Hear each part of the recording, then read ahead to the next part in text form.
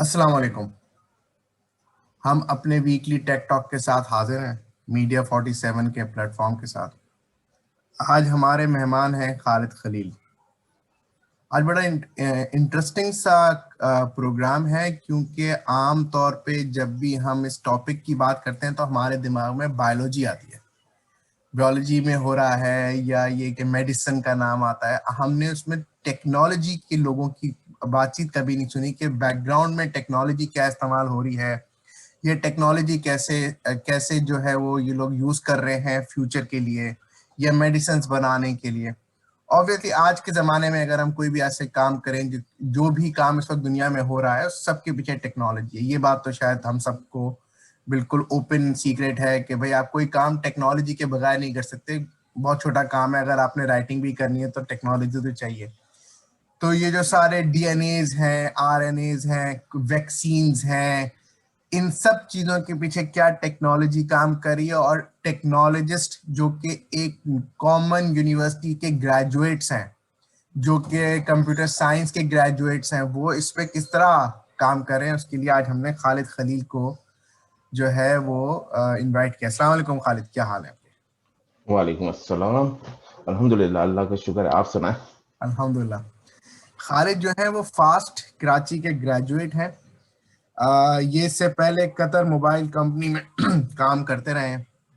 E commerce में भी, e commerce sector में भी इन्होंने टोरंटो में काम किया। और इन दोनों जगहों पे काम करने के बजाय के बाद ये एलुमनी एक कंपनी है सॉफ्ट में, यूएस में, वहां पे ये एज ए सॉफ्टवेयर इंजीनियर काम कर रहे हैं। काफी बड़ी कंपनी है, 6000 इनके पास जो है वो वर्कफोर्स है। आई वुड नॉट से डेवलपर। खालिद क्या काम करते हैं? खालिद बड़े मजे का काम करते हैं। खालिद जो है वो लीड एप्लीकेशन डेवलपर हैं। और ये जो कि डीएनए को कंपेयर करती हैं एनोमलीज के लिए। अच्छा, ये सारे वर्ड मुझे खालिद ने खुद बताए, तो ये सारे वर्ड जो है खालिद इनको एक्सप्लेन भी करेंगे कि डीएनए, एनोमलीज और कैंसर अर्ली डिटेक्शन वगैरह क्या होते हैं। तो ये इनका इंट्रोडक्शन है और बहुत ऑफिशियल किस्म का। खालिद थोड़ा सा अपना अनऑफिशियल इंट्रोडक्शन करा दे, उसके बाद हम बातचीत पर आते हैं। चले, अनऑफिशियल इंट्रोडक्शन ये हो जाता है कि भाई मैं आप लोगों की तरह हर वक्त जो है वो टेक्नोलॉजी के ऊपर काम करता रहा हूँ, मुख्तलिफ प्लेटफॉर्म्स के ऊपर। जिस तरीके से आपने जावा पे काम किया है, डॉट नेट के ऊपर, and working on like different platforms. So technology was kind of an interesting for me. Mubashir used to be my senior in the university, and basically did all those things over there. And मेरे साथ ज्यादातर ये हुआ है कि मैंने बहुत सारी चीजें जो है वो ऑन दी जॉब लर्न की, और बहुत सारी चीजें इस तरीके से हैं कि आहिस्ता आहिस्ता आपकी इंटरेस्ट डेवलप होती रही, तो मैंने इसी तरीके से चीजें लर्न करना साथ साथ शुरू की। Illumina was is a really good experience for me कि मैं जब इधर आया तो I didn't know anything about biology। Biology के बारे में मुझे कुछ नहीं मालूम था, सिर्फ दो तीन चीजें मालूम थी। अच्छा यार, ये बायोलॉजी होती है, सही है। 9-10 के अंदर जो है वो ये हार्ट की डायग्राम है, इसको इस तरीके से बनाते हैं। और सेल की डायग्राम में उसको इस तरीके से बनाते सेल हैं। की डायग्राम इस तरीके से बनाते हैं। सेल के अंदर जो है बीच में न्यूक्लियाई होता है, सही है। और मुख्तलिफ चीजें उसके अंदर छोटी छोटी जो है वो पाई जाती हैं। तो लाइक अ ले मैन, मैंने सिर्फ जो है वो जितने लोगों को छोटी वो मोटी बायोलॉजी आती है, सिर्फ इतनी ही बायोलॉजी मैंने भी पढ़ी। लेकिन once I join Illumina, uh, it is a good experience in the sense they they teach you a lot of things. So we had like weekly seminars where people will come and teach you, and they'll basically give you guidelines around books.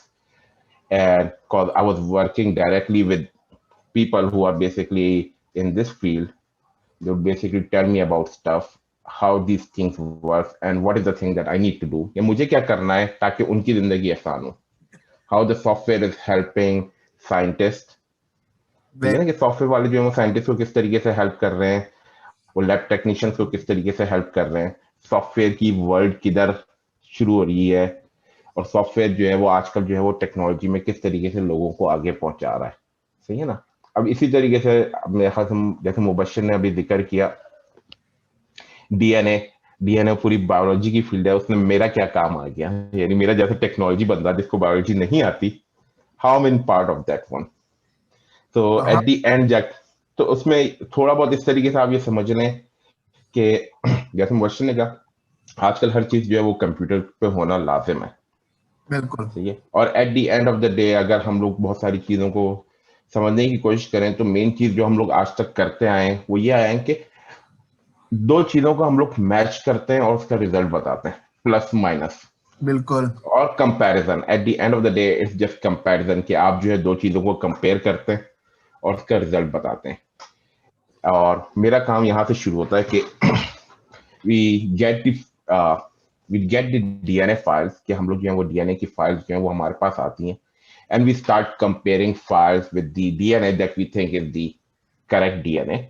और फिर हम उनको compare करना शुरू करते हैं, और इस तरीके से हम लोगों को मालूम हो जाता है कि यार ये डीएनए जो है वो डिफरेंस है, क्या क्या डिफरेंसेस है। फिर वही चीज जो है वो हम लोग जो डिफरेंसेस है उनको हाईलाइट करके, आप ये समझ लें हाईलाइट तो नहीं करके लेकिन एज अ रिपोर्ट बना के लोगों को जो है वो प्रेजेंट करते हैं कि इसके अंदर ये चीज जो है वो डिफरेंस है, ये आपके जो है वो पैटर्न्स जो है वो डिफरेंट आए हैं। तो इसके अंदर अमूमन साइंटिस्ट जो होते हैं फिर उन कंपैरिजन को चेक करके लोगों की तशखीस करते हैं कि अच्छा इसके अंदर जो है कि क्या चीज डिफरेंट है। यानी आप ये समझ लें, क्या जैसे बहुत सारे एग्जांपल आजकल जो है मेरे ख्याल से पाकिस्तान में या पूरी दुनिया के अंदर आजकल चल रहा है कि वो आ, आप ये समझ लें, इम्पोर्टेंट एंसेस्ट्री.ca और हाँ एंसेस्ट्री.com का नाम सुना होगा आप लोगों ने। बिल्कुल, ancestry.com का वो डीएनए 20 करके देखते कंपेयर हैं। कर, बिल्कुल, कि आप कहाँ से आए। इसी तरीके से वो लोग जो है वो आजकल ये भी आइडेंटिफाई कर लेते हैं कि भाई के आपकी आंखों का रंग क्या है, सही। आपके आपके यानी जिस्म पे बाल कितने निकलते हैं। ठीक है। सही है ना। या आपकी जो आईब्रोज हैं वो आपस में मैच कर रही है नहीं कर रही। ठीक है। बहुत सारे लोग इसको कहते हैं विडो स्पीक। अगर आपके यहाँ एम बन रहा है इस तरीके से ठीक है। तो ये इसको कहते हैं विडो स्पीक, कि आपकी सही। विडो स्पीक है या नहीं है। तो इस किस्म की बहुत सारी, आपकी स्किन का कलर कितना वो लाइट है कितना डार्क है, इन किस्म की चीजों से जो है बहुत सारी चीजें हम आइडेंटिफाई कर लेते हैं। चले चले इस पे थोड़ा सा डिटेल में जाते हैं, जरा डीएनए पे बात करते हैं। तो आज हमारा जो टॉपिक है वो बहुत स्पेसिफिक है। हमने आज जो है वो एमआरएनए कोविड वैक्सीन पे हमने ये प्रोग्राम बेस करना है। और खालिद खलील जो है वो इल्यूमिना के जो लीड डेवलपर हैं, सॉफ्टवेयर इंजीनियर हैं, वो हमें डीएनए क्या होता है, डीएनए पे जो अ, फिर ये आरएनए है, फिर ये बेस सीक्वेंसिंग है, ये सारी चीजें क्या होती हैं। तो जी डीएनए क्या चीज है? Right. अगर हम लोग अमूमन तौर पे देखा जाए तो डीएनए स्टैंड फॉर द एक्सोब्यूटिक एसिड। तो ओके। अब तो डीऑक्सीराइबोन्यूक्लिक न्यूक्लिक एसिड तो होता है इस तरीके से कि जब अगर हम लोग इंसान को अल्लाह ताला ने आप ये समझ लें जिस तरीके से बनाया, यानी दुनिया में जितनी भी क्रीचर्स बनाई हैं उनके जो स्पेसिफिक उनके अंदर जो है एक, आप ये समझ लें इट्स अ बुक, और एक किस्म की जो है हर एक इंसान के अंदर जो है ना वो एक कहते हैं ना हर इंसान यूनिक होता है। तो हर इंसान के अंदर जो है वो आप ये समझ लें कि आपकी जो स्ट्रक्चर है पूरी जिस्म का वो डीएनए बना हुआ है। और वो व्हाट इज डीएनए, डीएनए होता है इस तरीके से कि मुख्तलिफ न्यूक्लिक एसिड होते हैं जो कि आपस में बॉन्ड करते हैं। अगर आपने केमिस्ट्री पढ़ी होगी तो आपने मेरे ख्याल से जो है वो कोवलेंट बॉन्ड के बारे में पढ़ा हुआ होगा कि कोवलेंट बॉन्ड किस तरीके से बनते हैं, सी और सी जो है वो आपस में कनेक्ट हो रही होती हैं। सही है ना। इस तरीके से आपने हाइड्रोजन बॉन्ड के बारे में पढ़ा हुआ होगा कि एच और ओ एच जो है वो क्योंकि नेगेटिव और पॉजिटिव होता है वो आपस के अंदर जो है वो पेयर्स बनते हैं। ओके। सही है। तो इसी तरीके से होता है कि मुख्तलिफ स्ट्रैंड्स ऑफ प्रोटीन्स जो होती हैं वो आपस में एक दूसरे के साथ जो है वो पेयर्स बनाए हुए होते हैं उन्होंने। और वो प्रोटीन जिस तरीके से अगर मैं आपको यहाँ दिखाऊं, अगर आप इस डायग्राम को चेक कर रहे हैं तो आपको एक जी। जगह लगेगा, ये इसको जो वो बना हुआ इसको हम लोग कहते हैं हीलिक्स। आपको एक जगह लिखा हुआ होगा एडिनाइन, एडिनाइन ठीक।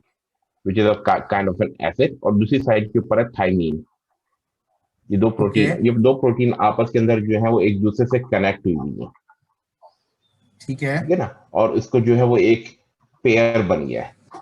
सही है ना। तो इस तरीके से आपकी कॉर्क जो होती है वो एक और आप प्रोटीन का नाम होता है, काइटोसिन एक प्रोटीन है और ग्वानिन एक प्रोटीन है। इन सारी सारी प्रोटीन्स जो है वो आपस में जो है वो एक दूसरे के साथ कनेक्ट हुई हुई हैं। तो अब यहाँ आपको जो है वो दूसरा पेयर जो है वो इस तरीके से दिख रहा है, साइटोसिन और ज्यूनाइन। तो इस तरीके से तकरीबन आप ये समझ लें हम लोग ने जितने किए तो उसमें होता ही है कि जब किसी इंसान का हम लोग पेयर वो डीएनए निकालते हैं तो उसके अंदर जो है एक डीएनए के अंदर जो है तकरीबन 3.5 टेरा टेरा पेयर्स होते हैं, बेस पेयर्स ओ, होते हैं।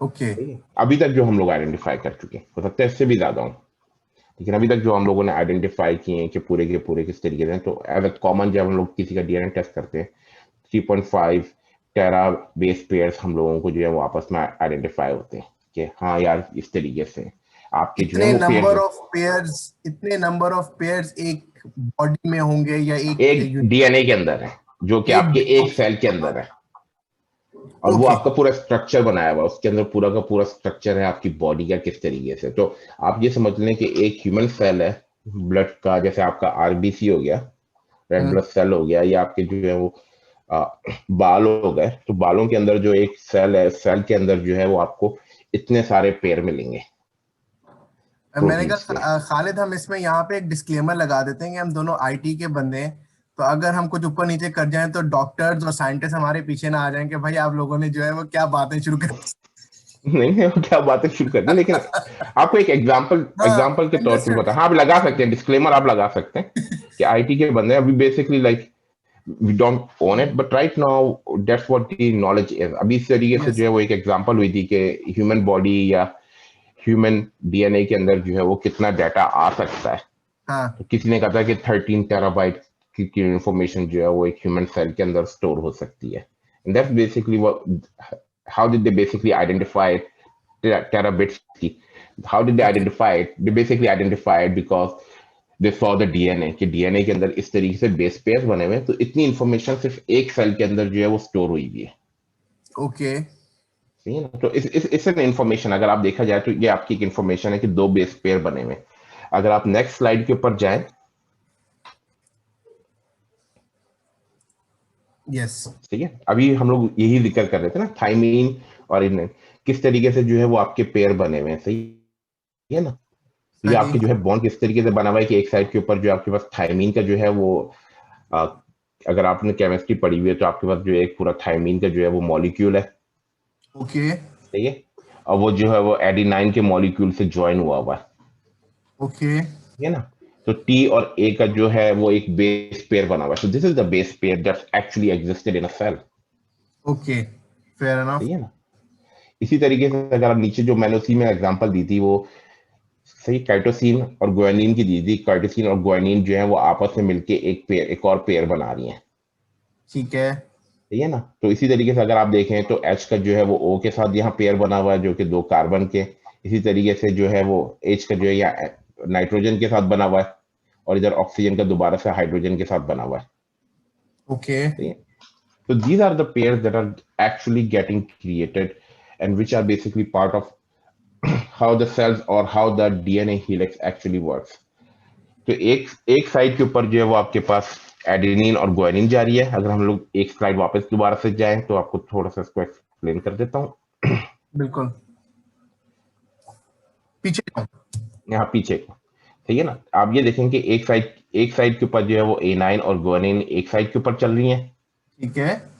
सही है ना, और दूसरी साइड के ऊपर जो है वो दूसरी प्रोटीन्स चल रही है, आपकी जैसे थाइमीन और जो कैस्टोनाइन है वो दूसरी साइड के ऊपर चल रही है, और ये आपस में बॉन्ड हुए हुए हीलिक्स के फॉर्मेट के अंदर, ठीक है। सही है ना। तो this helix actually defines how the whole human being और who you are right now. And there are people who say कि बहुत सारी चीजें होती हैं जो कि मेमोरी की भी बहुत सारी चीजें जो है वो इसके साथ आपके अंदर आती हैं, but that's kind of A theory right now, but it's like हम लोग कहते हैं ना कि आपने बहुत सारी चीजें जो है अपने पेरेंट्स से इनहेरिट की हैं।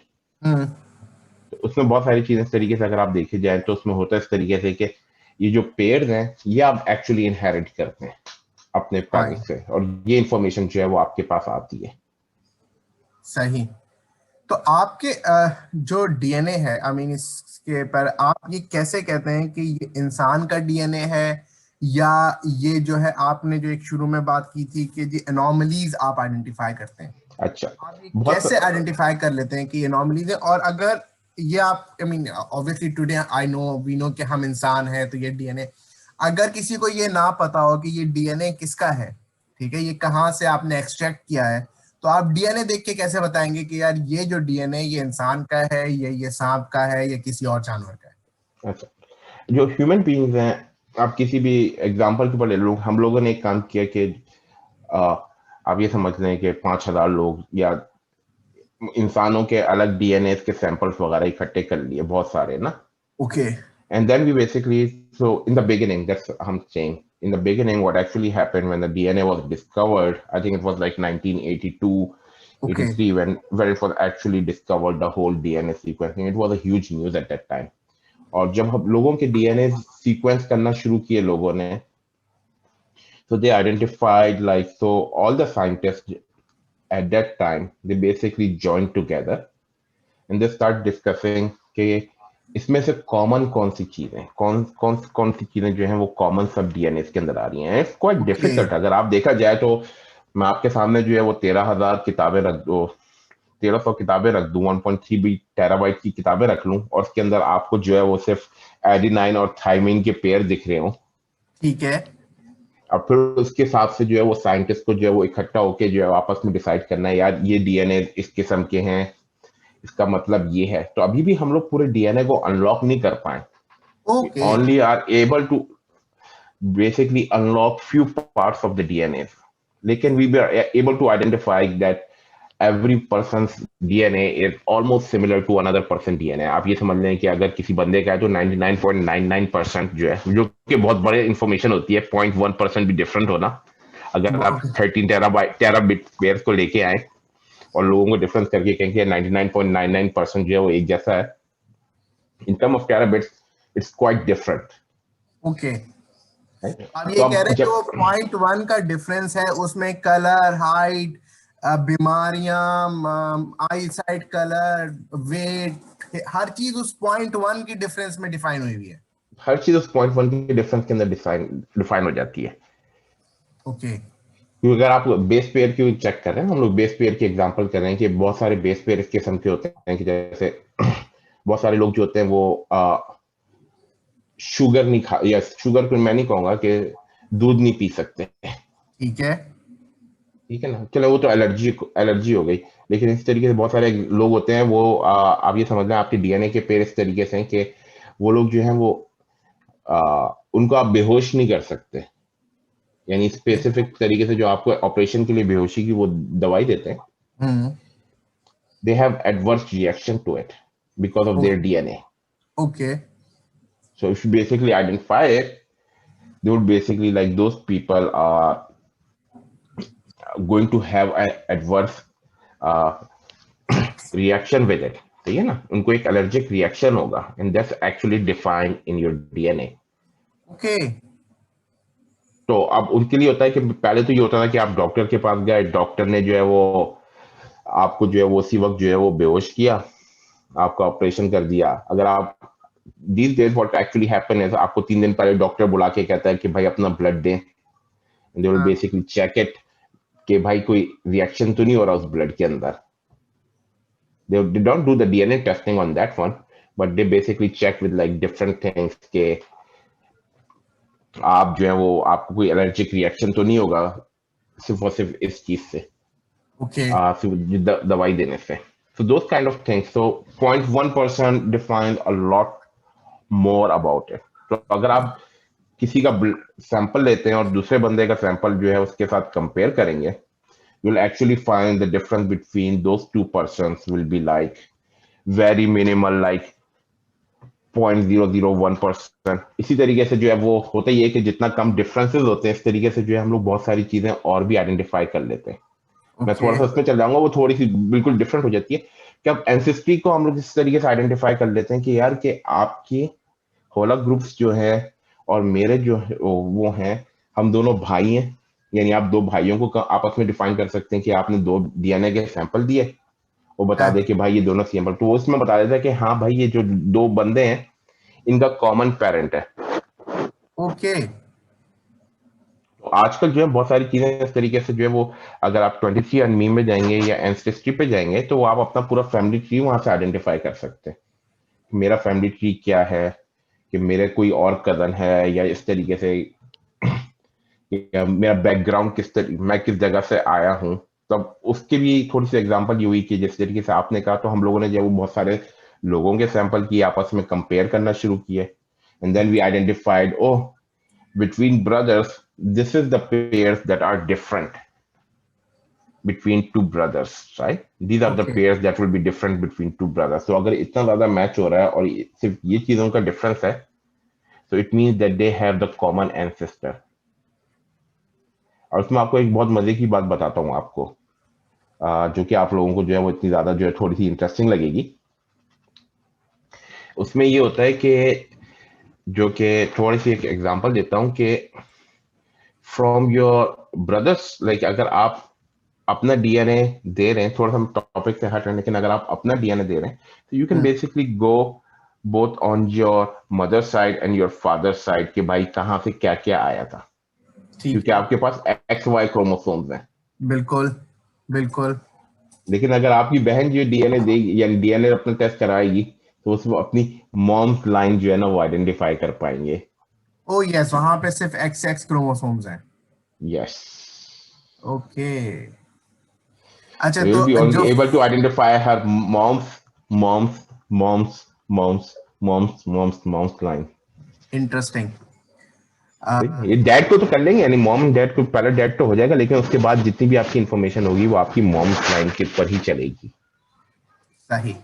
तो हम सही है। नेक्स्ट क्वेश्चन पे जाते हैं। एक और जो टर्मिनोलॉजी जो कि बहुत ज्यादा यूज होती है वो होती है आरएनए।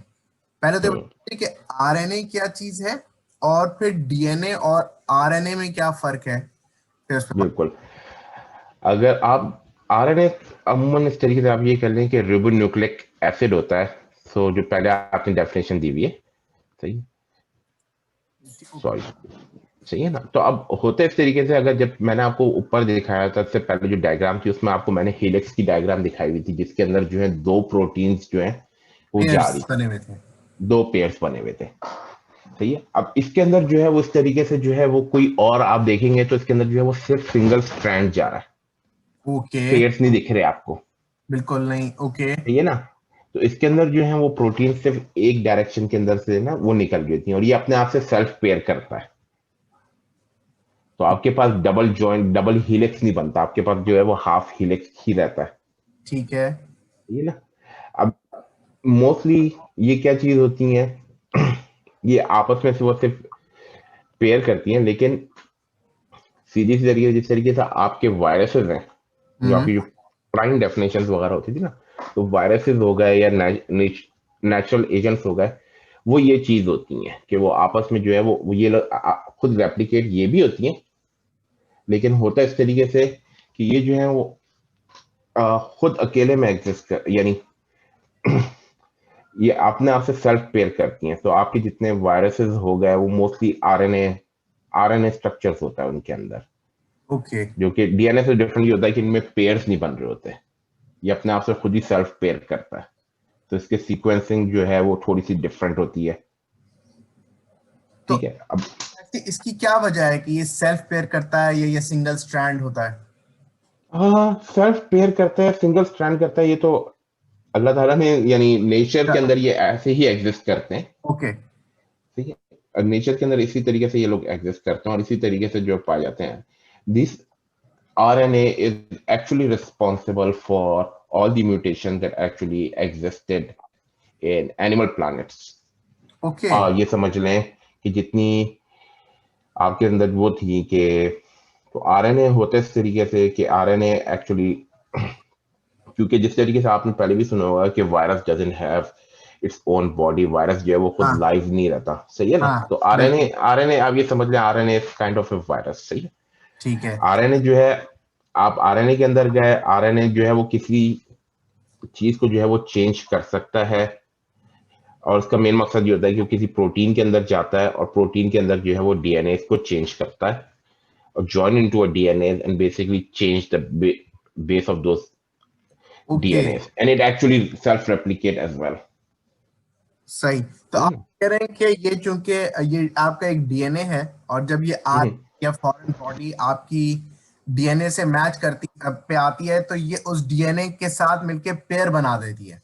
बिल्कुल। वजह से जो है, जो भी आपको सिकनेस या जो भी चीज होती है, वो उसकी वजह से हो रही होती है। नॉट ह्यूमन में बहुत सारे ऐसे भी होते हैं जो आपको सिक नहीं करेंगे, ओके, और बहुत सारे ऐसे भी होते हैं जो आपको जो है ना वो सिक करेंगे। ठीक है। ये ना, तो नॉट लाइक बहुत सारी चीजें अगर आपको किसी ने आपको मेरे ख्याल से पहले से बताई होंगी कि किसी ने जो है वो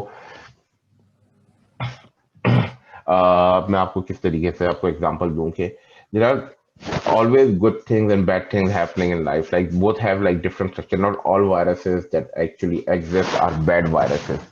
फेयर इनफ। फिर तो उसी तरीके से ही होता है कि जब आप आरएनए और डीएनए को आपस में इस तरीके से कंपेयर करेंगे तो होता है इस तरीके से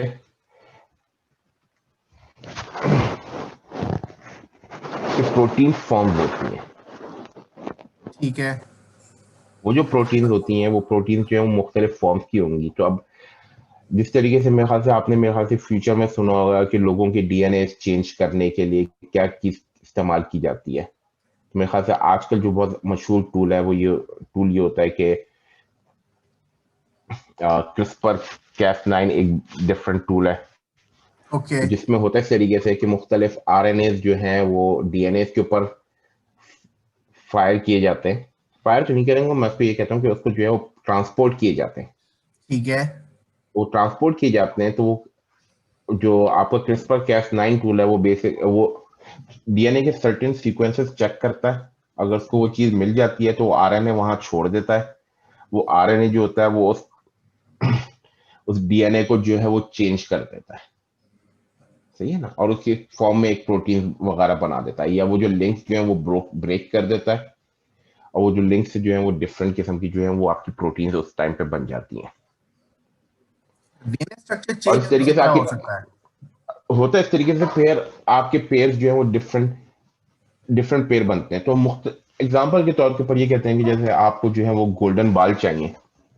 हाँ। सही है, सुनहरे बाल चाहिए आपको। सही है, तो थ्योरेटिकली इट्स पॉसिबल कि थ्योरेटिकली जो है वो आपको जो है वो सर्टेन स्ट्रेन ऑफ आरएनए जो है हम लोग जो है वो क्रिस्पर कैस9 के थ्रू जो है वो डाल दें। क्रिस्पर कैस9 जो है वो सर्टेन सीक्वेंस चेक करता है कि अगर आपके अंदर जो है ये सीक्वेंस है, इस सीक्वेंस को जाके जो है वो चेंज कर दो डिफरेंट सीक्वेंस से, ब्रेक कर दो ये वाला सीक्वेंस और उसके अंदर जो है वो सीक्वेंस चेंज कर दो। तो वो आपने वो सीक्वेंस चेंज कर दिया तो जो है वो जिस तरीके से मैंने आपको बताया था कि वो सिर्फ थोड़ा सा ही डिफरेंस है। सही है ना, तो वो जो बिल्कुल आपके बिल्कुल। डिफरेंस वो चेंज हो जाते हैं तो उससे जो है वो आपके हेयर कलर जो है वो आपका चेंज हो गया। तो वो आपके जो है वो आपकी जब डीएनए चेंज हो गया तो अब होगा इस तरीके से, क्योंकि human DNA like a self replicating thing. तो आपने मेरे ख्याल से सुना होगा कि आपके सेल्स मरते हैं और फिर जो है वो दोबारा से जिंदा होते बिल्कुल हैं। बिल्कुल। तो ये ना 45 डेज का एक साइकिल होता है। जो अब जितने भी नए सेल्स वगैरह आपकी बॉडी के अंदर प्रोड्यूस हो रहे हैं वो सारे के सारे जो है वो डिफरेंट डीएनए के हिसाब से प्रोड्यूस होंगे। ठीक है। तो इन टर्म इसको हम लोग डीएनए थेरेपी कहते हैं, या उसको कि जेनेटिक थेरेपी, डीएनए थेरेपी किस तरीके से जो है वो लोगों को दी जाए तो उनकी जो है वो सर्टेन डिजीजेस खत्म हो जाए। तो आजकल मेरे ख्याल से आजकल तो ये डिवाइस ये शुरू हो चुकी है एक्सपेरिमेंटल बेसिस के ऊपर। बहुत सारी डिजीजेस ऐसी हैं जिनको जो है हम लोग जो है वो जिन आप ये समझ लें जीन थेरेपी के थ्रू ओके, हम लोग उनको जो है उनको सॉल्व कर रहे चले। हैं। और जीन ये थेरेपी के अंदर हाँ, जीन थेरेपी, और ये हम इस पे कोविड पर आते हैं, क्योंकि मैं देख रहा हूँ कि जितनी बातें आप कर रहे हैं कोविड की लाइफ साइकिल में जो है मुख्तलिफ वक्तों में जरूर इस्तेमाल हो रही होंगी। और अब कोविड की बात करेंगे तो ऑब्वियसली हम जो है वो उन थ्योरीज की भी बात करेंगे, जहाँ पे लोगों का ख्याल ये है कि जी आप बॉडी के अंदर जो है ऐसी वायरस या ऐसे चीजें इंजेक्ट की जाएंगी कि ह्यूमन डीएनए हो जाएगा, और जो है वो सारी। तो उस टॉपिक पर भी आते हैं, तो हम पहले चलते हैं कोविड पर। कोविड कैसे शुरू हुआ, कोविड क्या चीज है, कोविड को लोगों ने फ्लू क्यों कहा, फिर इसकी जो अब मेडिसिन ऑब्वियसली वैक्सीन आ गई है, ये आप लोगों ने कैसे बनाई है, और इस वक्त ये जो है पूरी दुनिया में चल रही है, तो ये जरा इस पे आप जरा तफसीलन गुफ्तगू कीजिएगा। ये इस पे हम थोड़ी तफसीलन शुरू करते हैं। तो मेरे ख्याल से late 2019, I think like it was like जुलाई और अगस्त, जहां जो है हम सबको खबरें आना शुरू हो गई थी कि चाइना के अंदर जो है वो कोई बीमारी शुरू हुई है। मेरे ख्याल से जुलाई अगस्त और समथिंग लाइक उस टाइम लाइन के अंदर जो है वो खबरें आना शुरू हो गई थी कि चाइना में कोई जो है वो बीमारी आई है। बाद लोगों ने जो है उसको उड़ा दिया था, अच्छा यार आई होगी, नहीं आई होगी। लेकिन अक्टूबर के अंदर जो है वो चाइना के अंदर जो है एक किस्म का जो है वो हंगामा मच चुका था कि जो है वो वहां लॉकडाउन तो नहीं हो रहा, लेकिन पूरी दुनिया के अंदर जो है खबर आना शुरू हो गई थी कि चाइना के अंदर कुछ हो रहा है, जो चाइना के अंदर कोई इमरजेंसी हुई हुई है। तो अक्टूबर 2019 के अंदर it was like a huge news over there, and the government and the scientists start accepting that there is a virus over there. जब वो चीज आई तो there were like scientists over there in China, there were scientists in US, there were scientists in Australia. जितने भी genetic scientists थे, they basically talked together.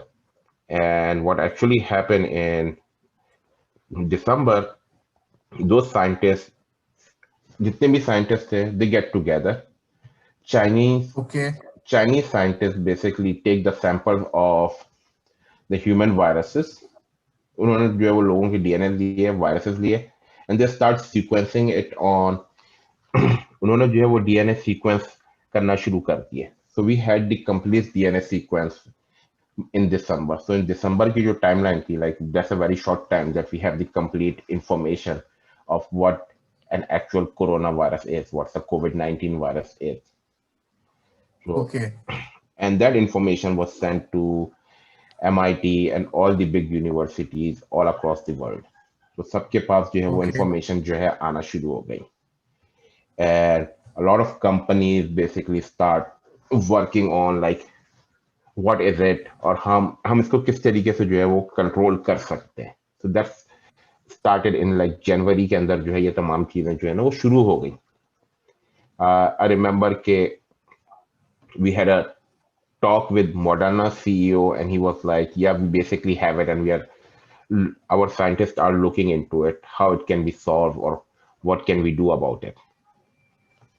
Okay और इसके अंदर उन्होंने इस तरीके से किया कि and how did they identify it, they basically identified कि अब अगर आप कोरोना का नाम सुने तो कोरोना का नाम कोरोना वायरस सिर्फ इस वजह से कि जो वायरस का जो स्ट्रक्चर है उसके जो है वो क्राउन्स बने हुए सर के ऊपर बिल्कुल ना, और वो जाके जो है मुख्तलिफ रिसेप्टर से कनेक्ट हो जाता है, इस वजह से उसको जो है वो कोरोना वायरस कहते हैं।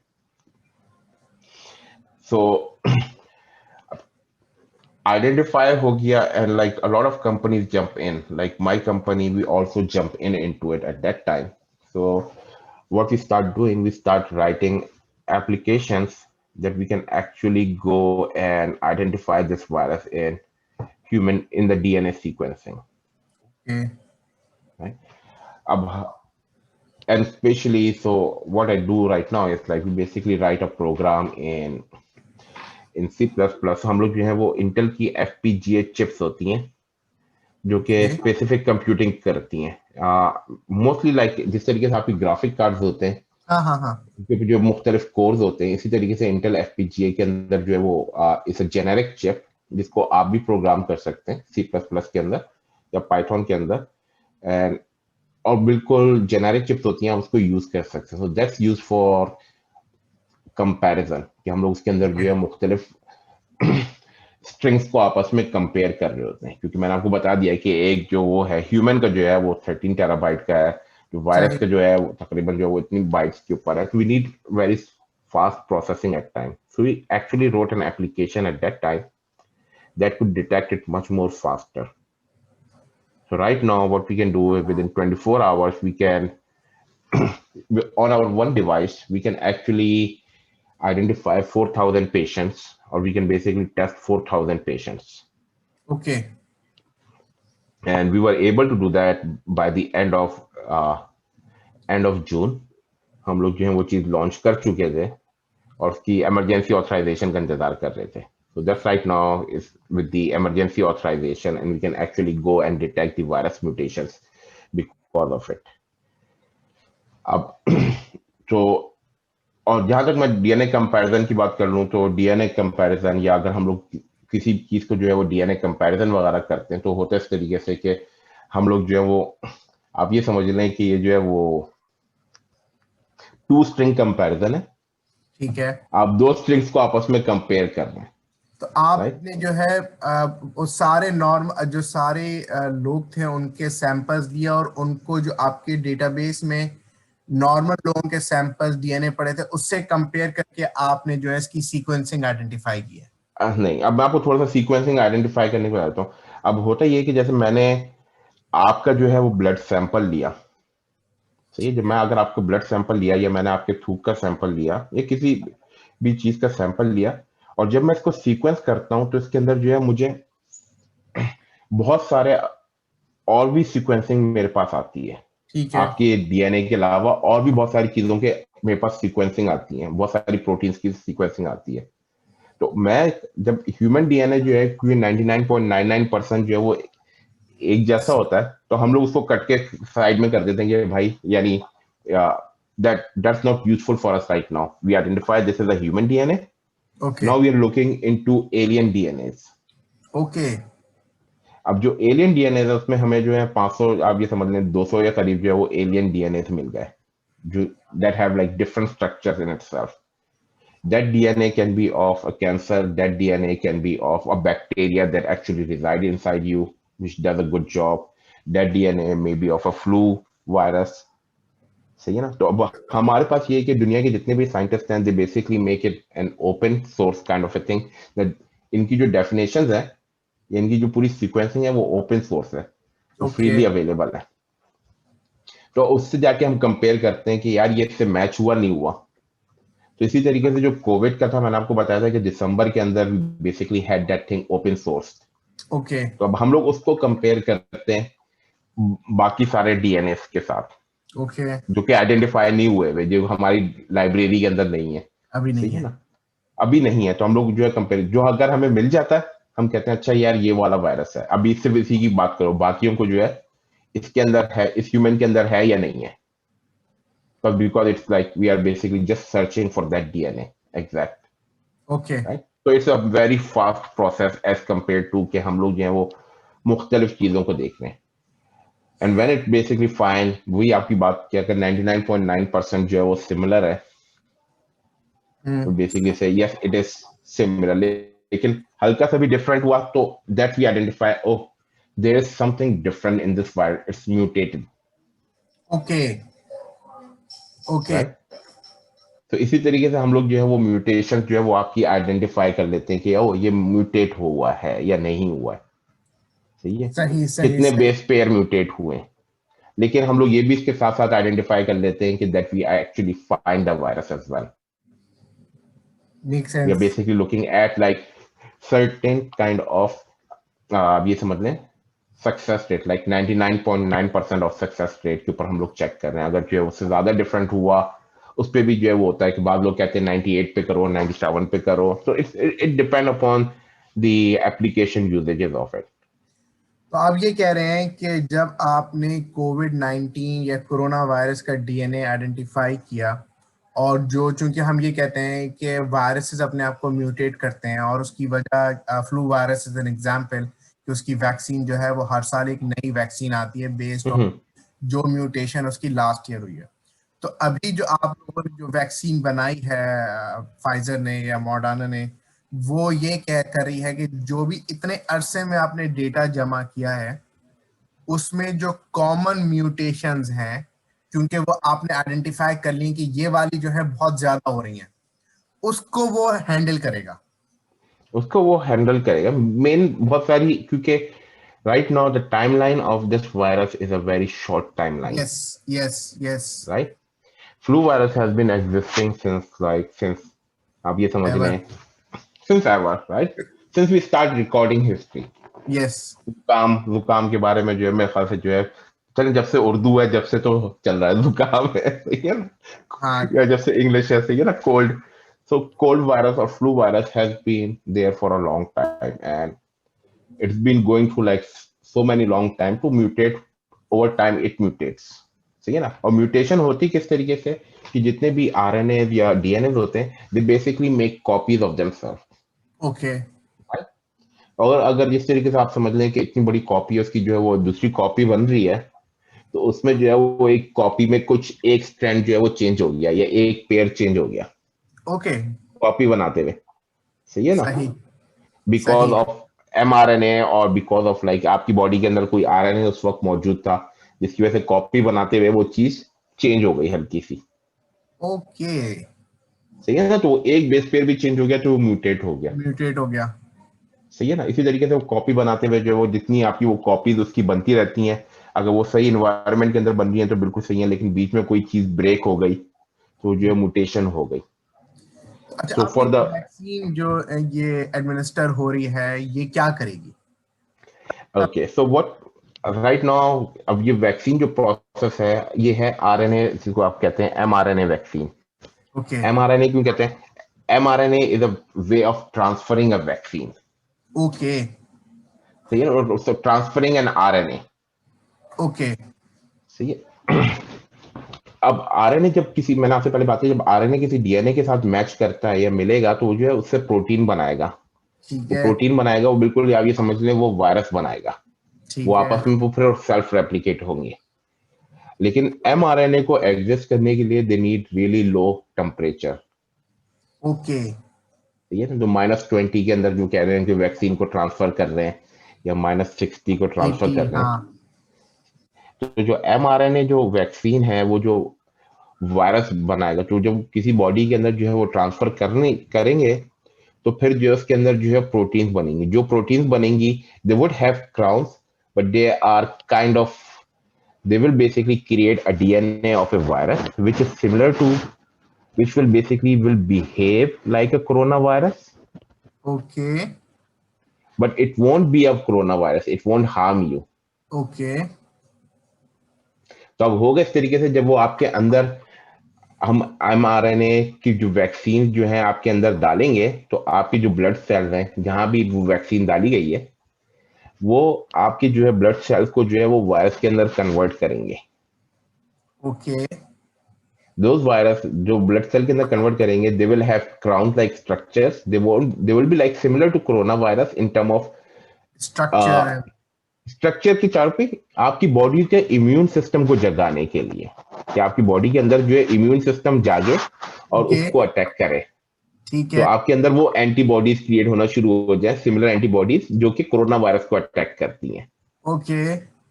And those viruses cause they are basically जो आपकी अब क्रिएट हुए हैं आपके अंदर प्रोटीन के अंदर, वो आपकी कंधे के अंदर क्रिएट हुए हैं, जो कि आपने देखा है, they are not in your lungs and everywhere, right. ठीक है। तो वो जो वायरसेस वगैरह क्रिएट हुए हैं वो एक तो वो हार्मलेस, यानी हार्मफुल में हार्मलेस तो नहीं कहूंगा, they are at a different location, and it will ठीक है। basically your body will start to create antibodies just like antibodies for coronavirus and start attacking them and start killing them. और जितने RNA अंदर गए हैं, mRNA जो है वो एक छोटे अरसे तक के लिए ही रह सकती है आपकी बॉडी के अंदर, and after okay. That because of the temperature it will basically destroy itself, it will burn out. Okay. सही है ना. तो वो जो है फिर वो और वायरसेस आपके अंदर फॉर्म नहीं करेगी. Make sense. तो अब आप लोग इस वक्त जो जो मैं इसको अगर वो करूं, तो जो वैक्सीन है वो बॉडी के अंदर एंटीबॉडीज को जगा रही है कि आपकी बॉडी जो है वो एक्चुअल वायरस के अगेंस्ट एंटीबॉडीज जो है वो क्रिएट करे। आपकी बॉडी हर दफा आपके अंदर कोई भी किस्म की कोई नई चीज आती है, your body take time to create hmm. Antibodies to fight it. बिल्कुल। सही है ना. तो वो हर चीज, लेकिन बॉडी के आपको अंदर अटैक हो होती जाता नहीं है। है. ओके। बॉडी के अंदर वो होती नहीं है, बॉडी खुद फॉर्म करती है. अल्लाह ताला ने आपके जिस्म को ऐसा बनाया है कि वो अपने अंदर खुद ही वो एंटीबॉडीज फॉर्म करती हैं. ठीक है। जब वो एंटीबॉडीज फॉर्म करती हैं तो फिर जो है वो सारी की सारी एंटीबॉडीज जो होती हैं उसको अटैक करना शुरू कर देती हैं. इसी तरीके से कहते हैं कि there's another example of it was like interferon is a medical is a, आप ये समझ लें, is an injection or is a drug that they basically give it to you. Those are कि आपकी बॉडी के अंदर जो है वो जैसे हेपेटाइटिस बी, हेपेटाइटिस सी, इस किस्म की जो आप ये समझ लें वायरसेस हैं, उसके क्योर के लिए आपकी बॉडी के अंदर इंटरफेरॉन देते हैं। लेकिन उन लोगों को देते हैं क्योंकि जिन लोगों की बॉडी इंटरफेरॉन क्रिएट नहीं कर सकती। Make sense. लेकिन a lot of human beings just like you and just like me, we basically create a lot of antibodies on our own, except for the people जिनका जो है वो immune system compromise हो चुका है। मेरे ख्याल से वी डिस्कस दैट अर्लियर, उनकी बॉडी जो है वो एंटीबॉडीज नहीं बना पाती, so that's why we need to protect them। तो जब आपको ये वैक्सीन देंगे तो आपकी जो अपनी बॉडी की ब्लड सेल में जो आपका डीएनए है वो प्रोटीन करके वो वायरसेस बन जाएंगे। And those viruses in order to, क्योंकि जब उसका डीएनए चेंज हो जाएगा तो आपकी बॉडी आइडेंटिफाई करेगी, oh this is an alien inside me, okay, and now I need to basically go and kill that alien. तो अब आपकी बॉडी के अंदर जो है वो एंटीबॉडीज क्रिएट हुए and they will go and they will start attacking those viruses, those proteins that are created by the mRNA vaccine. Make sense, make sense. नहीं, तो अब वो जो एमआरएनए जितनी भी आपकी वो प्रोटीन्स बनी है, your body will be ready for them, so it will take some time for your body to be उस चीज से जो है वो एंटीबॉडीज बनाने में 2 दिन लग सकते हैं, 3 दिन लग सकते हैं, but your body will start making them instantly. Okay, तो इसका मकसद ये है कि जो ऑब्जेक्टिव है वो ये है कि अगर आप बाद में कोरोना वायरस से इफेक्ट भी होते हैं तो आपके जिस्म में ऑलरेडी एंटीबॉडीज हैं, तो वो डे 1 से उस वायरस से मुकाबला करेंगी, रादर देन के जिस वक्त कोरोना वायरस होता है और वो ऑलरेडी इम्पैक्ट कर रहा है तो आपके 3-4 दिन लगते हैं एंटीबॉडीज बनने में, 2-3 इतने अरसे में वो एक तो इम्पैक्ट कर जाता है, दूसरा चूंकि उसकी जो इनर मूवमेंट है वो आईज, नोज और थ्रोट से है, तो वो सीधा जाके आपके सेंसिटिव को हिट करता है। तो ये आपके लंग्स को हिट करता है। हाँ, ओके, आपके लंग्स को हिट करता है। गो अहेड, आपके लंग तो वो आपके लंग्स को हिट करता है और आपका लंग्स जो है वो बिहेव इस तरीके से करता है, वो अपने आप को सेव करने की कोशिश करता है, जिसको आपको शॉर्टेज ऑफ ब्रेथ होना शुरू हो जाती है। So that's your lungs immune system that's basically been fighting at that time.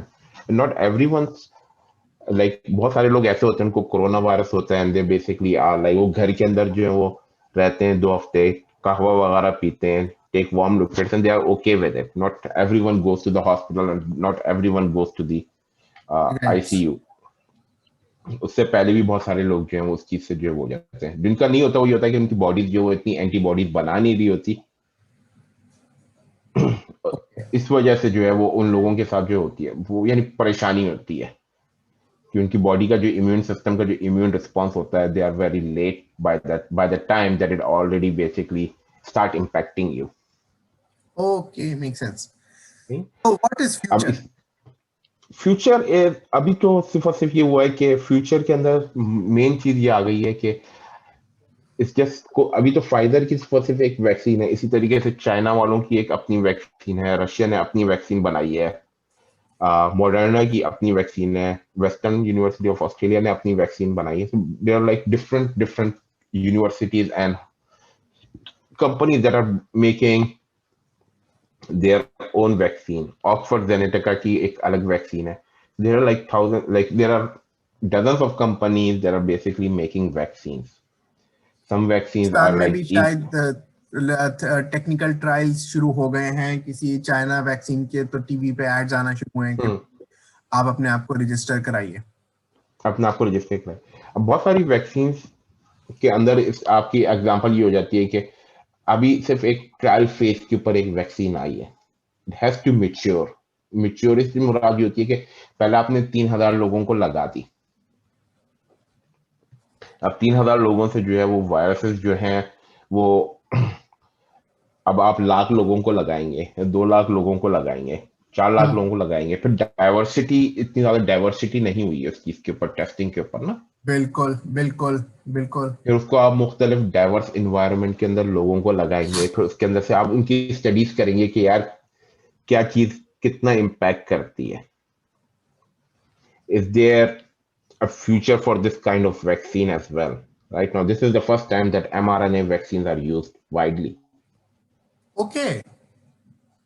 right? And that was like, so this is such a wide scale and such a short time, which is a quite complicated कि जिस तरीके से DNA की history मौजूद है, जिस तरीके से साइंटिस्ट के पास सारी इंफॉर्मेशन आ गई, उन्होंने जो है वो एंटीबॉडीज की भी डीएनए करना शुरू कर दिया है कि वो लोगों के अंदर एग्जिस्ट कर रहे हैं, नहीं कर रहे, किस तरीके से कर Ah, रहे हैं, what's I there mean, behaviour. it's a technology that we have for the first It's a time. That is technology why. right now that we have that time, right? Before that, we didn't have technology. It was just trial and error. Ah, okay, makes sense. But I think still the जो data है that is very less in terms of for comparison के how it is going to mutate and how it is going to live in the world in the future days. Live in the world in the future days. But for the data right now, it seems like really effective.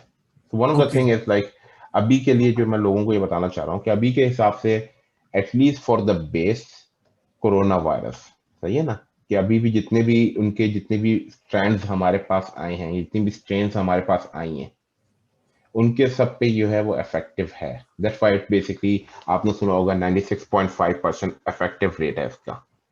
बिल्कुल. अच्छा, एक छोटा सा सवाल और है क्योंकि हम ये तो कह रहे हैं कि जो शायद एक सिंगल वैक्सीन है वो बहुत डिटेल में टेस्ट नहीं है, लेकिन हमने अभी भी बात की, जैसे आपने बताया तकरीबन डजन ऑफ वैक्सीन्स हैं. जैसे पाकिस्तान में इससे पहले 20,000 टेस्ट हुए हैं, फिर इससे 80,000 टेस्ट जो है वो शायद नाइजीरिया में हुए हैं. तो ये जो सारी कंपनीज टेस्टिंग कर रही हैं, क्या ये डेटा भी क्रॉस कंपनी क्रॉस यूनिवर्सिटीज को अवेलेबल है, या ये है कि ये डेटा इन्हीं के पास है और ये खुद इस पे काम कर रही हैं सिर्फ? इसमें डाटा सिर्फ दो चीजों के ऊपर अवेलेबल है कि जब आप फार्मास्यूटिकल के ऊपर जाते हैं तो बहुत सारी इंफॉर्मेशन जो होती है वो प्राइवेट नॉलेज हो जाती है. ओके. सही है. Pharmaceutical, specially the pharmaceutical knowledge becomes a lot of private knowledge. सही. तो उसमें इस तरीके से, लेकिन because they are working with the governments around the world in order to basically get the approval, तो वो सारा का सारा डाटा गवर्नमेंट के पास अवेलेबल है. Okay, and make up to the sense. क्या, क्योंकि गवर्नमेंट ने अप्रूवल देना है कि आपकी वैक्सीन अप्रूव हुई है या नहीं हुई है. तो सारी इंफॉर्मेशन, वो सारी की इंफॉर्मेशन जो है वो एफडीए के पास जा रही है या पाकिस्तान हेल्थ मिनिस्ट्री के पास जा रही है, चाइनीज हेल्थ मिनिस्ट्री के पास जा रही है वो information.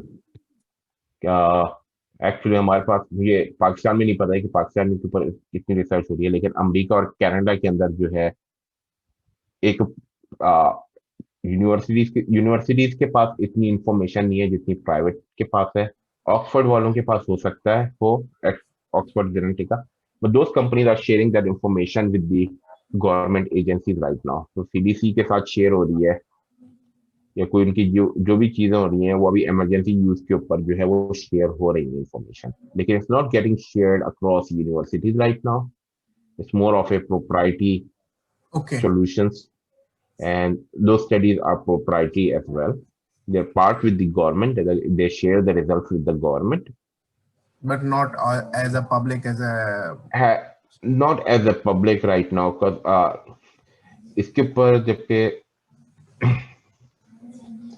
a lot of thing is like the pharmaceutical companies are quite different how they work. Like everyone wants their solution to be the best solution, and at the end of the day, That is a at the end of the day, controversial. they need to make money, Yes. right? So let's not get into that control. Let's not get into that. But a lot of information is being shared across government, and I think like in future it will be shared. It will be shared with the universities as well. और the universities के, आप university ये भी तो कर सकती है आगे, जो फ्यूचर के अंदर है वो थोड़ी सी ये भी होगा कि universities will get those vaccine and they will start testing them in their own laboratories as well, and they can basically publish के क्या इम्पैक्ट हुआ. They can't basically publish the actual formula for it, but they but can results and results. they can send the results of like what's the impact of this vaccine on human cells or what's the impact of this vaccine on human body. So a lot of knowledge has to be transferred. But another good thing about Covid से एक बहुत सारी चीजें जो है वो हमारी streamline हो गई. The way the medical industry और they came along together, how the information was shared between universities, between the medical community, between different CDC or like centre for disease control. अब मैं सीडीसी कहता हूँ इसका मतलब ये centre for disease control America का भी, कनाडा का भी, यूके का भी, यूएस का भी, यानी पूरी दुनिया के जिस तरीके से सारे डिजीज कंट्रोल आपस में जो है वो इंफॉर्मेशन जिस तरीके से लोगों ने शेयर की है, and it become a really really good model for it. तो इट इन फ्यूचर बहुत सारी चीजें जो है वो स्ट्रीमलाइन हो गई हैं in term of information share, कि इंफॉर्मेशन किस तरीके से कहाँ और किस तरीके से शेयर की जाएगी, रिस्पॉन्सेस सही। किस तरीके से लोगों को लेने चाहिए, ये यूनिवर्सिटीज किस तरीके से इस चीज को रिस्पॉन्स करेंगी. तो बहुत सारी चीजें जो है वो स्ट्रीमलाइन हो गई हैं in term of hospital care, in term of vaccine transportation जो कि आजकल हो रही है. तो अब ये चीज भी जो है वो एक किस्म का जो है वो एक उस इंडस्ट्री बन जाएगी पूरी। इंडस्ट्री बनेगी. प्रोसेस क्लियर हो गए. मैं सबसे मेन चीज ये, there are lot of processes that have been defined right now and that have been cleared. Obviously, for the first time, humankind has never faced something like that. देखिए खालिद, जब भी हम कोई टेक्नोलॉजी की बात करते हैं तो लास्ट क्वेश्चन हमारे प्रोग्राम और सबका ही होता है कि भाई कंट्रोवर्सीज, ठीक है, हम जो है वो डीएनए चेंज कर रहे हैं इस एमआरएनए की वायरस को इंजेक्ट करके. इसके बारे में आपका क्या कहना है? ये हमारे प्रोग्राम का लास्ट क्वेश्चन है. इस पे आप क्या कहते हैं? क्या ये हो सकता है? ये नियर फ्यूचर में हो सकता है या ये कभी भी नहीं हो सकता है? क्योंकि जो मूवीज हैं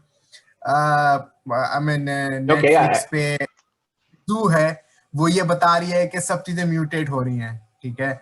बायो हैकर है, वो बता रही है कि हर चीज म्यूटेट हो रही है. तो अब आपका इसके बारे में, इस कंट्रोवर्सी के बारे में क्या ख्याल है? पाकिस्तान में बहुत ज्यादा है, बड़े बड़े लोग आके कह रहे हैं कि ये आपके अंदर जो है वो वैक्सीन डाल रहे हैं ताकि आपका डीएनए स्ट्रक्चर चेंज हो जाए और आप बिल्कुल एक डिफरेंट ह्यूमन बन जाए. अच्छा, तो उसके अब इतना भी नहीं है. असल में जो mRNA वैक्सीन है, मेरे ख्याल से मैंने आपको पहले भी कहा था, जो वैक्सीन है वो आरएनए कंसिस्टेंस ऑफ आरएनए है, सही है ना. तो हम आपके अंदर जो है कोई वो इसके साथ जो है वो आपके अंदर डायरेक्ट आरएनए जो है वो इन्फ्यूज किए जा रहे हैं, सही है ना. आपके अंदर जो कोई Cas9 टूल वगैरह नहीं डाल रहा. और जो mRNA है वो जो वो एग्जिस्ट कर सकते हैं in a very very cold environment, जैसे आपको बताया था -20. ओके. और उनका जो है वो जब तक वो, सही है ना, वो एग्जिस्ट कर सकते हैं. फिर उनकी जो शेल्फ लाइफ है वो, यानी अगर फर्स्ट करें नॉर्मल टेम्परेचर पे, वो सिर्फ 7 घंटे तक रह सकते हैं. 7 घंटे भी नहीं, मेरे ख्याल से 2 से 3 घंटे रह सकते हैं. यस. तो अब उसका जो सबसे मेन चीज होती है कि जब आपके अंदर जो वैक्सीन डाली जाती है तो आपकी बॉडी का टेम्परेचर जो है वो 37 डिग्रीज के ऊपर है. Not even a fresh temperature, your body is like is a warm temperature. Yes. जो वैक्सीन है, जो मैंने आपको बताया, जब आपके अंदर वैक्सीन डालेंगे तो आपकी ब्लड को चेंज करेगा वायरस के अंदर, ठीक है.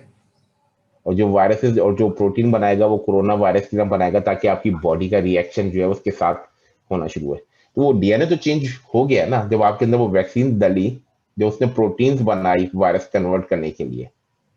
उसने वो वायरस जो क्रिएट किए, लेकिन उसने वायरस जो है बहुत शॉर्ट टाइम के लिए क्रिएट किया, and then the whole mRNA is burned in your body. और कुछ चेंज नहीं हो रहा. और जो चीज जो प्रोटीन्स बनी है उसको जो है वो आपका एमआरएनए, अब सॉरी, आपका जो इम्यून सिस्टम है अब एंटीबॉडीज क्रिएट करके अब उसको फाइट करेगा. तो डीएनए तो चेंज हुआ है, अगर मैं टेक्निकल टर्म की बात कर रहा हूं, सही है ना. तो डीएनए तो चेंज हुआ है, लेकिन वो वायरस बन गए, प्रोटीन्स बन गए, ठीक है. सही है ना. अब वो जो प्रोटीन्स हैं अब आप उसको जो है फाइट कर रहे हैं. लेकिन जहां आपकी बॉडी के पूरे डीएनए चेंज करने की बात है, तो आई थिंक अभी बहुत टाइम है उस चीज के अंदर, क्योंकि जो भी टूल्स आपके पास इस वक्त अवेलेबल हैं, अभी हम लोग उस लेवल पे नहीं पहुंचे कि हम स्पेसिफिक ह्यूमन के ट्रेट्स वगैरह चेंज कर दें. हाँ, जो अभी जो थेरेपीज हो रही हैं, अभी बहुत सारी थेरेपीज होती हैं जिसके अंदर जो आपको जीन, मैं उसको कहता हूँ कि हम अभी मेरे ख्याल से आपसे बात हो रही थी, मैंने जीन थेरेपी, या जीन थेरेपी जो है बहुत सारी डिजीजेस हैं जिसके बहुत सारे लोग होते हैं, जैसे अगर वो दूध पी लें तो उनके पेट के अंदर दर्द शुरू हो जाएगा. बिल्कुल. लैक्टोज. और नो, नॉट लैक्टोज. अब मैं आपको एक और जीन बॉडी के अंदर एग्जिस्ट करती है. वो दर्द शुरू हो जाएगा जब तक वो पेट से वो दूध निकाल ना जाए, आपको उल्टियां दिला दिला के. ओके. और जब पास नहीं करा दिया जाए, सही है। एंड यू कांट बेसिकली, और उसकी बहुत सारी कॉम्प्लिकेशंस होती हैं, and the pain is like you are just in the hospital at that point, they can't do anything with you. So ये जेनेटिक इश्यूज हैं बहुत सारे लोगों के साथ। तो फ्यूचर के अंदर जो है वो जीन थेरेपी के अंदर जो है वो लोगों के जो है वो जीन्स दी गई, ताकि जो उनका जो है वो डीएनए चेंज हो, and after like 20 therapies or like 30-40 therapies that basically genes were changed, so now they can basically live like normal humans. And there are certain like so many different diseases right now that are genetic.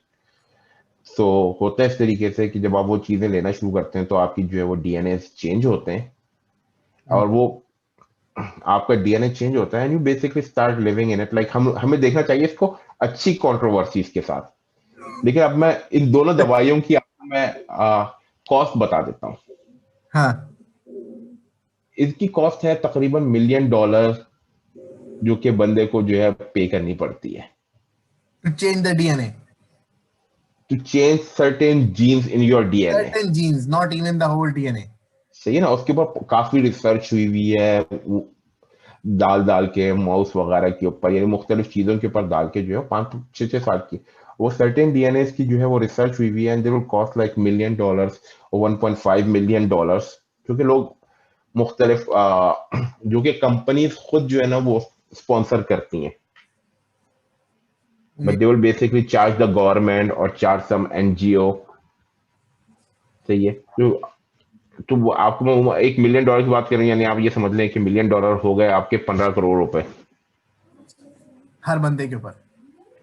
अब मैं कह रहा हूँ ना, वो जो DNA change करने की जो थेरेपीज हैं, जो जीन थेरेपीज हैं, दे कॉस्ट लाइक $1 million। तो अगर मेक सेंस। इतनी रिसर्च के बाद अगर आपके साथ वो चीज जो है वो चेंज करना चाह रहे हैं, और हर एक बंदे को जो है वो डीएनए की वैक्सीन देना चाह रहे हैं, तो I mean like the cost of it, like आपको मुफ्ते में तो नहीं देंगे ना कोई। It's a very comforting कि ठीक है, the technology might exist, but the cost at this point is pretty high that it cannot be administered publicly to the masses. To the masses, right? It will like it can be there in the future. Eventually, Even no, yeah, it will happen. right now we are looking at like I work with like my company works with like different hospitals and different research group where we are actually finding cure to change DNA।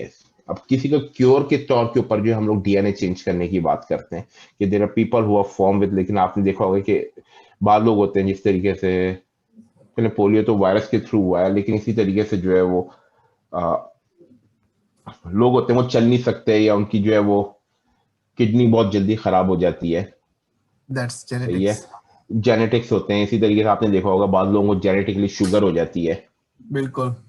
सही है ना। तो उन चीज के लिए, इलाज के लिए जो है इस किस्म की जीन थेरेपीज के लिए जो है वो रिसर्च चल रही है कि आपको जो है वो दवाइयां देंगे जिससे आपकी जीन चेंज हो जाए, ताकि आपकी बॉडी अपने आप को खुद ही क्योर कर ले, Okay, makes sense. राइट। तो उस वो चीज आपकी जो है वो खत्म हो जाए, जेनेटिक के हिसाब से जो है वो चीज आपके अंदर खत्म हो जाए। तो उन चीजों के हिसाब से अगर वो चीज देखा जाए तो it will take a lot of time. We are still doing a lot of research in different universities, different hospitals, different private companies where they're working on changing human DNAs, and that's for the betterment of the humanity। हमें बाद दफा जो होता है ना कि अब मेरे ख्याल से हम लोग के जो कंट्रोवर्सीज आप लेके आते हो, हमारे हमारे कंट्रोवर्सी हमेशा जो है ना वो गलत साइड के ऊपर होती है कि कोई हमें कंट्रोल करना चाह रहा है। बिल्कुल सही। चले खालिद, इस कंफर्टिंग थॉट्स पे और इस अश्योरेंसेस पे कि जो ये वैक्सीन है ये कोविड का बहुत अच्छे तरीके से मुकाबला करेगी, और जो है इसमें जो है इंसान इवेंचुअली फिर हम इस वायरस और इस पेंडेमिक से जो है एक स्ट्रॉन्गर ह्यूमन के तौर पे बाहर निकलेंगे। और जो आपने कहा प्रोसेसेस और जो इंटर यूनिवर्सिटी लोगों ने जो है काम करना शुरू किया है, जो डेटा शेयर करना शुरू किया है, ये जो प्रोसेसेस हैं ये जारी रहेंगे, क्योंकि हमारी ह्यूमन जो इस वक्त हमारे तरीकाकार है वो इस तरह का हो गया है कि शायद इस तरह का पेंडेमिक फिर किसी वक्त फ्यूचर में आएगा, क्योंकि हम जानवर जिस तरह खा रहे हैं या हम जिस तरह की हमारी लाइफस्टाइल्स हो गए हैं नेचर से दूर, और नेचर के इतने करीब जो कि नेचुरल नहीं है, तो उसमें इस तरह की चीजें होने के जो चांसेस हैं बढ़ रहे हैं। ऑब्वियसली जो प्रॉब्लम्स हैं ह्यूमन इंसान के साथ बीमारियां हैं वो बढ़ती चली जा रही हैं। सर आज नहीं था, बहुत तेजी से फैल रहा है, नए नए स्ट्रैंड्स हैं, नई नई चीजें हैं, इसी तरह और बहुत सारी चीजें आ रही हैं। थैंक यू खालिद, आपके टाइम का बहुत बहुत शुक्रिया। आपको जो है हमने इस प्रोग्राम के लिए मदऊ किया, और आपने जो एक बहुत डिटेल में इंफॉर्मेशन दी है, जो कि मेरा ख्याल है कि पाकिस्तान में इस वक्त आई हैव नॉट सीन, मैं इसको काफ़ी अर्से से फॉलो कर रहा हूँ, लेकिन मुझे इस तरह की डिटेल डिस्कशन और कि एक आम आदमी के लिए नहीं मिल सकी। बहुत बहुत शुक्रिया खालिद। आपका भी बहुत बहुत शुक्रिया बुलाने का। Thank you.